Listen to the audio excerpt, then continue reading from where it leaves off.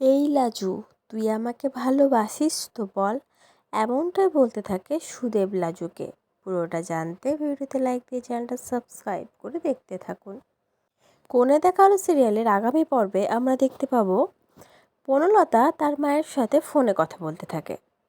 তখন বনলতার মা তাকে বলতে থাকে যে সুদেবকে কিন্তু হাতে রাখতেই হবে, সুদেবকে একদম হাতছাড়া করবি না।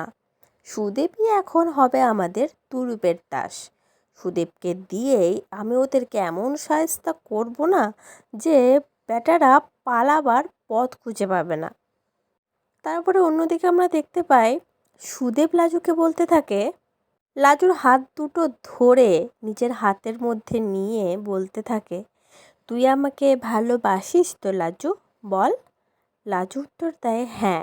তখন সুদেব বলে, তাহলে তুই আমাকে 3 সত্যি করে বল যে তুই আমাকে ভালোবাসিস। লাজু তখন চুপ হয়ে যায়, কারণ লাজু জানে সে 3 সত্যি করে কখনোই বলতে পারবে না, কারণ সে তো সুদেবকে না, অনুভবকে ভালোবেসে ফেলেছে। কিন্তু সুদেব একই কথা বলে চলেছে লাজুকে। লাজু এবার কি করবে? মিথ্যে মিথ্যে করেই কি 3 সত্যি করে বলে দেবে যে সে সুদেবকেই ভালোবাসে? আর ওইদিকে মা মেয়ের ষড়যন্ত্র তো চলতেই থাকে। এই মা মেয়ের ষড়যন্ত্র থেকে লাজু নিজেকে বাঁচাবে কি করে? আর এই সুদেবের হাত থেকেই বা রেহাই পাবে কি করে? কি মনে হচ্ছে লাজুর কি করা উচিত এখন? কমেন্ট করে কিন্তু অবশ্যই জানিও বন্ধুরা। পরবর্তী আপডেট নিয়ে তাড়াতাড়ি আসছি।